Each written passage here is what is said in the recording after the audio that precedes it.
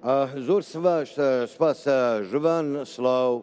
لە ئێوە لە بینەرانی کوردستان 24 وەکو خۆشت گوتی ئێمە لە ستودیۆی کراوەی کوردستان 24 لە زانکۆی دووەک لە پێنجەمین کۆنفرانسی زانستی نێودوڵەتی ژێنۆسایدی گەلی کورد لەگەڵتانین بەڵێ بۆ ئێستا ئێمە میوانێکمان هەیە لەگەڵ ئەو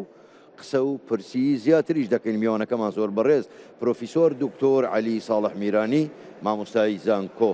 کاک دکتۆر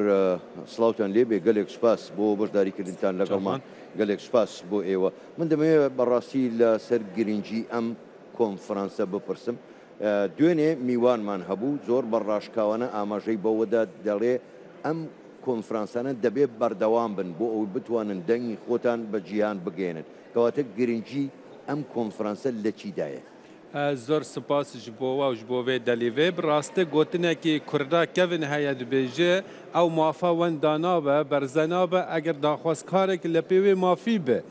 û di baweriya me dane gêran û girêdana cure evan konferansên zanistî li ser cînosayîd û li ser ew zulma kete ser Kurda tiştekî zor zor giring ew pîwîst e nexwasme di vî wextî de çunki ew zihniyet û ew eqliyeta berî ku ev tişta hanê serê Kurda danî mixabin û cî daxê hêj ewel li serê hin de mirova de dixwaze tişta parta behsa faşist û şofînîst bi serê milletê Kurd û Enfal û Helepça û heta dawiyê danê îro dixwaze eynen ewam serê Kurda da bîn girêdana û tiştê wesa ji niv şarê niv şênora dê xuya kirin bab û bapîrên wa çend kuştin û qetl û teyare û qesfê li ser wa hatî kirin baweriya me de ji her tiştî girîngtir e زۆر باشە کاک دکتۆر بەخۆ دەزانی هەموو کۆنفرانسێک لە دواییە چەندین ڕاستپاردەیە بێژگە لەو باسانەی کە پێشکەش دەکرێت وتوبێژی لەسەر دەکرێت چەندین ڕاستپاردە ئەم ڕاستپاردانە گرنگەکەی لە چیایە چۆن دەیگەێنن بە کۆمەڵگەی نێودەوڵەتی بە وڵاتانی خاوەن بڕیار باوەریان منە لەسەر چەند ئاستا هەنە ئاستێکی ژێ دوێ بەرلەمانی کوردستانی بخوا ئەو کەسانی بەرلەمانی کوردستانیدا دوێ هەندێک تەشریعات و قانونا چێکەن و ئەف تشتا بسەرێ کوردادا هاتێ کرێن لازمە ئەو بێ چەسپاندن لە گۆری قانون دووەمین تشت ئەو بەرلەمانتاری کوردان یەچنە بەغدادê دوێ اکتیفکirina mada 132 awal hewat hatiye ku ew kesanî zerermend bû ji Partiya Bers divê ew kesane bigîn heqê xwe. Astêsiyê navdewletî wek cenabê te kerem kiri divê ev bigihîne mehfelê ji derva UN van kesanê ev bi cînûsayê wa divê ew jî bizan ev tişta hate serê Kurda ne tiştekî wisa sivik bû erzan bû û hema derbas bû sedahanê hezarê Kurda bêgû nehatin kuştin kîmyawî ser Kurda hat reşandin yani divê ev konferansa encamê xwe danê wek darekî berhemdar divê hinek tiştê tewsiyat bêne kirin ji بوون سەرڤاسێ چارئاستا کار لێ بکردن باش کەواتە کاک دکتۆر هەندێک لێکۆڵەر هەمان ئەم جێنۆسایدی گەلی کوردستان وەکو هۆڵۆکۆست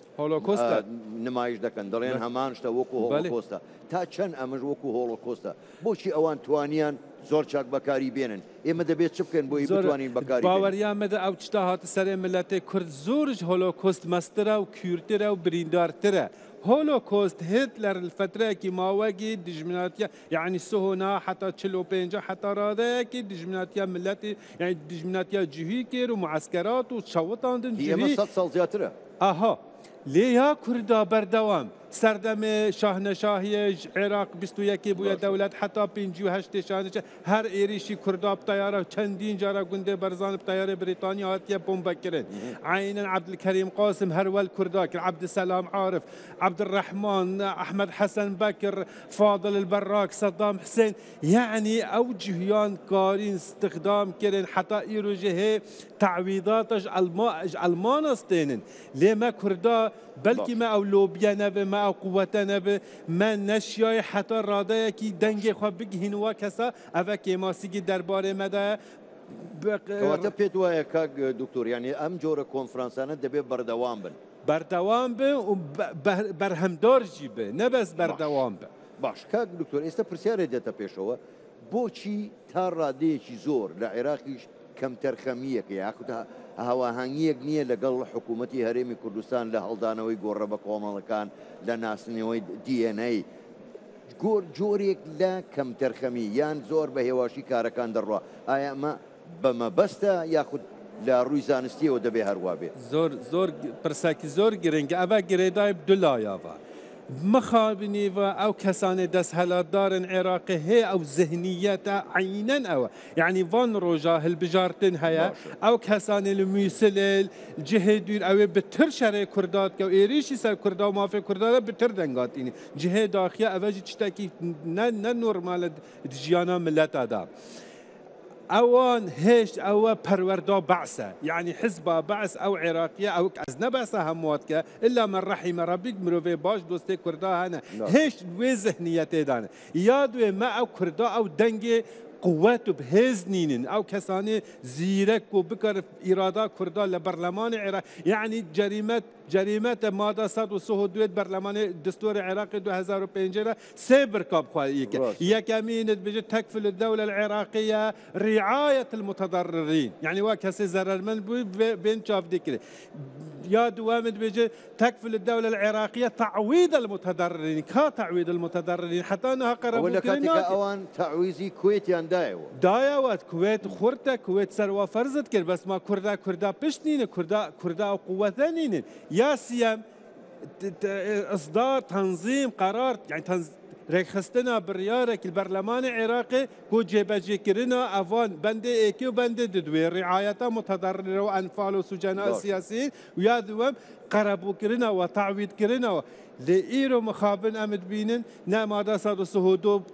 هاتیە جێبەجێکردن نەمادە 140 یەنای جێبەجێکردن حکوومەتە عێراقی بەداخەوە چاوێک و چاوێکی خوازێک و کووردا دەستکەفتیەوەژ نۆت و ئێکێواژی وا دەستکەفتیاژی نەهێلە ئەڤەژی بەرنامجکردیە ئەوە تشتە سیستەمکردیە نامە وەسات تشتێکی باشە کاک دکتۆر ینی بۆ خۆت ئێستا دەزانی ینی کورد لە بەردەمی ترسێکایە پێت وایە ینی ئەگەری سەر لە نوێ جێنۆسایدێکی تر بۆ کورد هەیە ئەی کورد چی بکە بۆ ئەوەی جارێککە جێنۆساید نەکرێتەوە باوەریامەدا ئەو قۆناخا جینۆسایدکردنێ مە دەرواز کردە کەس ئەو کوردێ ئێستا نەوەک ئەو کوردێ بەری 5 ساڵانە و 9 ساڵانە یعنی بیرامتێ جارێکی جەنابێ سەرۆک بەرزانی گوت ساڵێ هەشتیادا مە هیویت کرد ئەم وەک نوێنەرێ ملەتێ کورد ئەم هەمە کەسێکی چەند نۆرمال بە سەفارەتێکی قونسولەیەکی ئەجنەبی گومانەتکاری ببینێ ئیرۆ تبینە کورد لە هەموو جیهانیانە ئەف سەفارەت و قونسولیە هەمی دەولەتە هاتنە کوردستانی ئەو ئاستێ زانستی و پێشکەتیە و دیبلۆماسیەتە کوردی زۆر پێشکەتیە یعنی ئەو دژمن هەندێک تشت تشێ ئێریشی مەبکە وەک مەسئلەی راتب ئابوور ئەکۆنۆمیک دکارن چێن وان بوارێ هەدا ئێریشی مەبکەن و مەزەحمەت بێخن لێ ئەما جینوساید و ئەنفالەوە زۆرش ئەو قۆناخە دەرباز بووە باش کاک دکتۆر بۆ خۆشت باش دەزانی چەندین حیزبی کوردی هەیە لە کوردستان تا چەند گرنگە لەم بابەتەیە لە بابەتی جێنۆساید من مەبەستمە یەکگرتنی تەواوی لایەنە سیاسیەکان لەسەر ئەم بابەتە ئەگەر لە بابەتی تریشە جیاوازیان هەبێ ئەوە شتێکی ترە بەڵام تا چەند ئەمە گرنگە ئەدبینم حتا ڕادەیەکی باشە ئەگەر باشتر با هیچ هێتر با یعنی ئەم مەسائلێ هە ئەف جینۆساید و تراجیدیا کوردان هەموو پارتیە کوردی نەخواستمە پارتیە نەتەوی هەمین لەسەر متەفقن لێ ئەگەر ئەوان پارتیا شیابە کۆلیژنەکی چێکە خورتر باک و بزە ئەڤە نرخێن گەلە ئەڤە نرخێن ملەتە ئەڤە تراژیدیا هەموو گەلیە ئەڤە نە پارتیەکی سیاسیە بچووکترە هێش باشتر با یعنی گرێدانە جینۆسایدێ ملەت وا نە تەکا پارتیان تەکە مرۆڤ وا زۆر باشتر با دەستخۆش زۆر بەڕێز پرۆفیسۆر دکتۆر عەلی ساڵح میرانی مامۆستای زانکۆ گەلێک سپاس بۆ بەشداریکردنتان لەگەڵمان لە ستودیۆی کراوەی کوردستان 24 لە دهۆک بەڵێ ژوان ئێمە دەگەڕێنەوە لای ئێوە